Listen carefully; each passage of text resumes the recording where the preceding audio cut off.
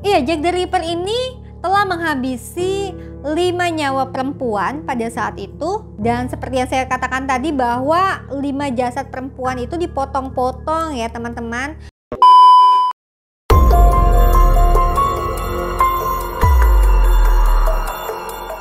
Assalamualaikum warahmatullahi wabarakatuh. Hai teman-teman, apa kabar kalian semua di hari ini? Semoga dalam keadaan sehat-sehat aja ya. Oke, terima kasih sudah tonton dan sudah klik video ini. Iya, dalam kesempatan kali ini saya ingin berbagi cerita tentang beberapa pembunuhan sadis yang ada di dunia yang sampai saat ini pembunuhannya ini tidak dapat diselesaikan kasusnya ya. Kasusnya mengalami jalan buntu, pastinya tidak dapat dipecahkan.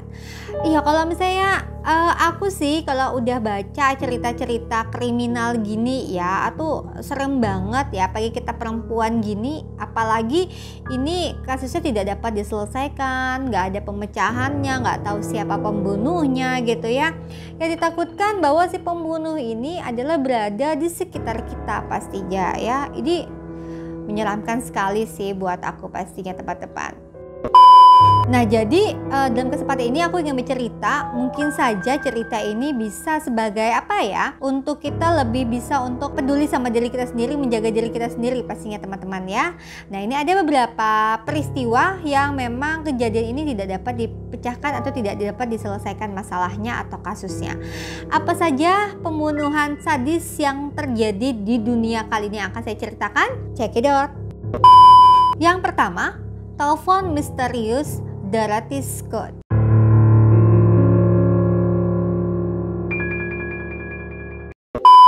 Kasus pembunuhan Dorothy Scott ini terjadi pada tanggal 28 Mei tahun 1980 di Anaheim, California. Dorothy Scott ini pada saat terjadi pembunuhan ini berada di usia 32 tahun ya.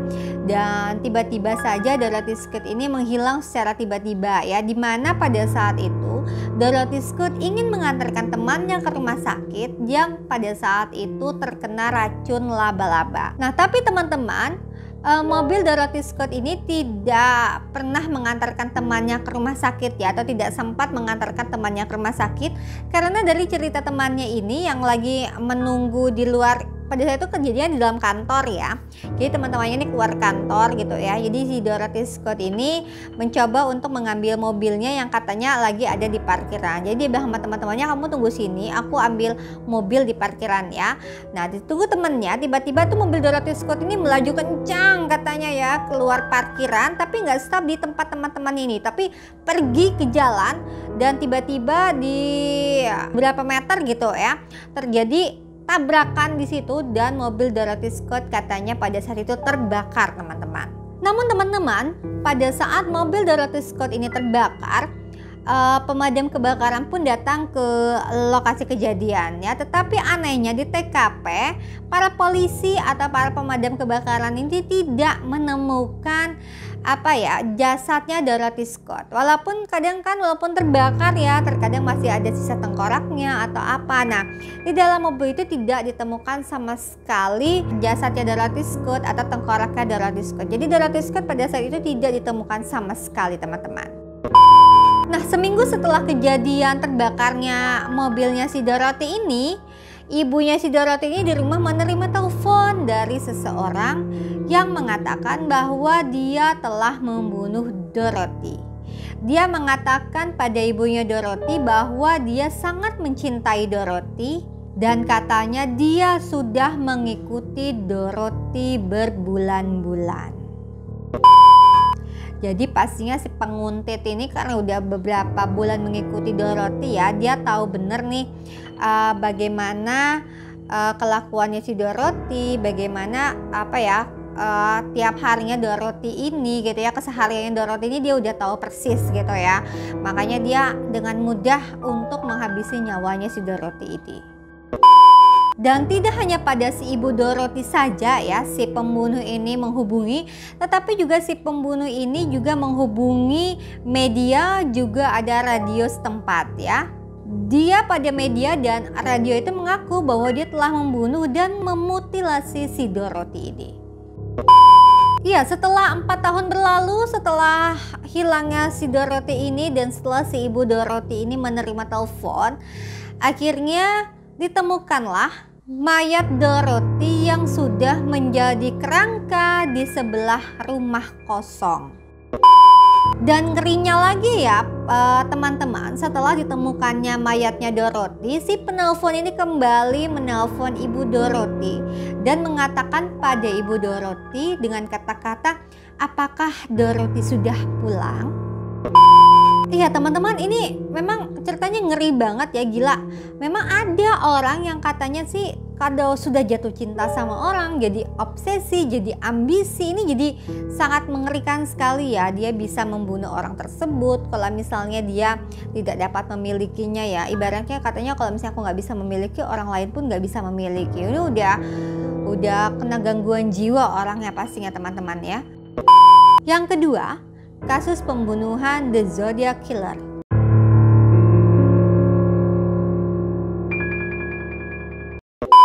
Iya teman-teman, The Zodiac Killer ini bukan pembunuh biasa ya.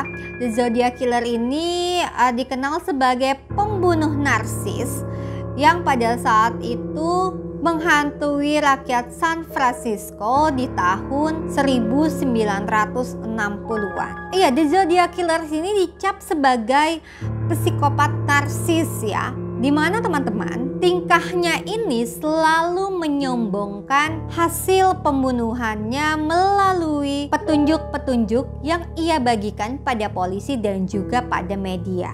Dia menyombongkan diri ya, kalau misalnya ini dia udah habis membunuh, kemudian bagaimana petunjuk-petunjuknya untuk menemukan si mayat itu dibagikan kepada polisi dan juga kepada media teman-teman. Gila juga ya.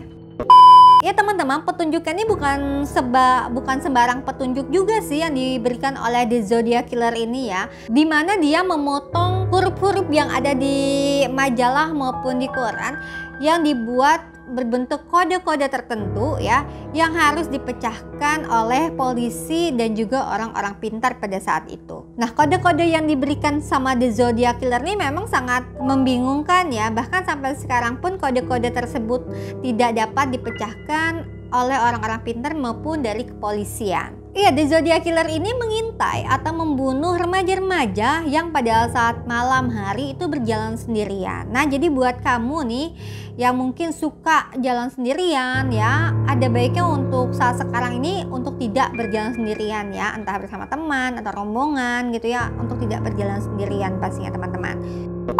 Salah satu tulisan yang dibuat oleh The Zodiac Killer ini melalui tempelan-tempelan huruf-huruf yang ada di majalah dan juga di koran, dia menulis di atas kertas itu ya, dirangkainya di atas kertas dengan tulisan, saya zodiak, saya senang membunuh karena membunuh itu adalah hal yang sangat menyenangkan. Dan juga ia menambahkan teman-teman mengatakan bahwa membunuh itu lebih menyenangkan dibandingkan berburu hewan di alam liar sebenarnya. Karena manusialah binatang kejam di dunia. Ini ngeri banget ya, karena si psikopat ini membuat aktivitas membunuh ini adalah merupakan aktivitas paling menyenangkan dalam hidupnya dia. Dan sampai saat sekarang pun The Zodiac Killer ini tidak diketahui siapakah dia sebenarnya. Yang ketiga, kisah tragis The Black Dahlia.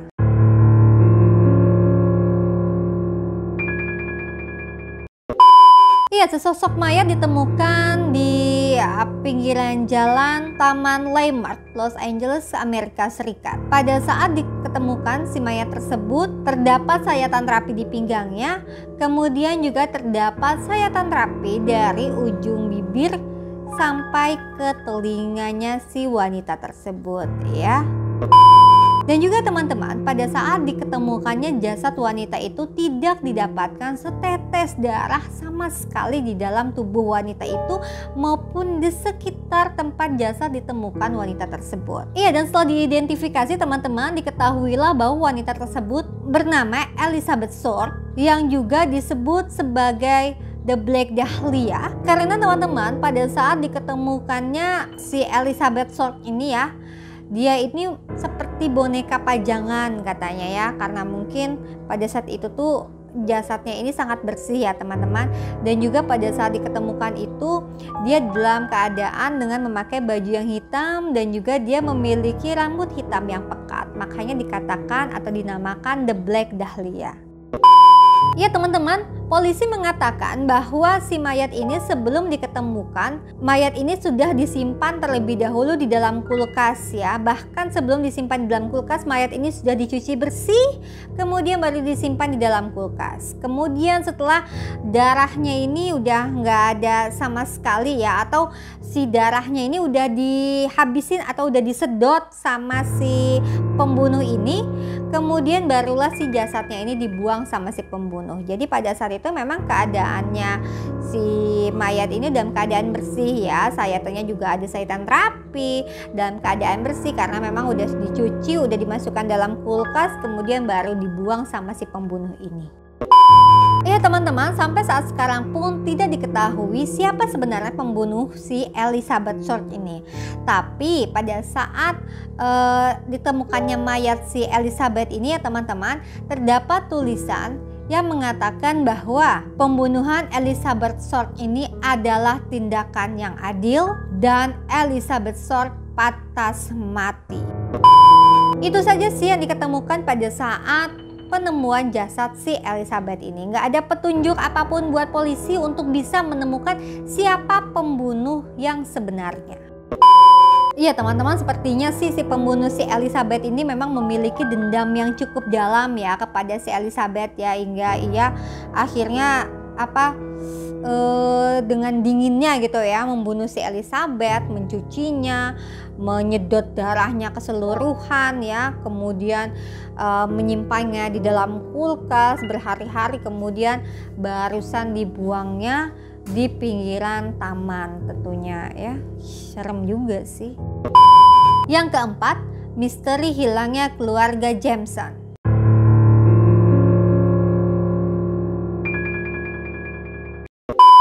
Ya, kasus pembunuhan ini datang dari Oklahoma, Amerika Serikat. Iya, keluarga Jameson ini terdiri atas 2 orang tua dan 1 anak-anak ya, yang divonis hilang dari tanggal 8 Oktober 2009 pada saat itu yang sedang melakukan perjalanan dengan mobil truk pribadinya. Iya teman-teman, beberapa hari setelah tersiar kabar ya bahwa keluarga Jameson ini menghilang, kemudian ditemukanlah mobil yang dipakai oleh keluarga Jameson tersebut di luar kota kelahiran mereka, yaitu Eufaula, Oklahoma. Sayangnya teman-teman, pada saat diketemukan mobil pribadinya ini tidak diketemukan salah satu keluarganya Jameson yang ada di situ ya. Yang di situ hanya diketemukan anjingnya keluarga Jameson, telepon genggam, KTP, dan juga uang sebesar 32.000 US dollar. Nah, sebulan setelah diketemukannya mobil keluarga Jameson tersebut teman-teman, akhirnya keluarga Jameson tersebut diketemukan oleh pemburu lokal yang pada saat itu pergi ke hutan ya, dan si pemburu itu menemukan keluarga Jameson. Sayangnya pada saat diketemukan keluarga Jameson ini sudah tidak bernyawa lagi ya. Tubuhnya sudah membiru, sudah bengkak, sudah ada dikerubuni beberapa belatung di dalam tubuh keluarga si Jameson ini. Sampai saat sekarang ini teman-teman tidak ada yang mengetahui atau tidak dapat dipecahkan siapa sebenarnya pembunuh keluarga Jameson ini. Tapi beberapa teori mulai bermunculan ya. Salah satu teori yang paling menyeramkan adalah bahwa keluarga Jameson ini telah dibunuh oleh hantu penyihir yang katanya sudah beberapa bulan ini menggentayangi keluarga Jameson. Iya, teori ini muncul karena pada saat di rumahnya Jameson ini teman-teman diterima atau didapatkan surat yang bertuliskan 3 kucing telah dibunuh oleh beberapa orang di area ini. Para penyihir tidak suka kucingnya dibunuh. Nah, teori inilah teman-teman atau surat inilah teman-teman yang akhirnya memunculkan teori bahwa keluarga Jameson ini telah dibunuh oleh para penyihir ya. Entah itu si pembunuh saja ya yang tiba-tiba membuat tulisan seperti ini hanya untuk menyamarkan pembunuhannya. Tapi sampai saat sekarang pun siapa pembunuh keluarga Jameson ini tidak diketahui sama sekali. Yang kelima, Jack the Ripper, pembunuh profesional yang menghantui London.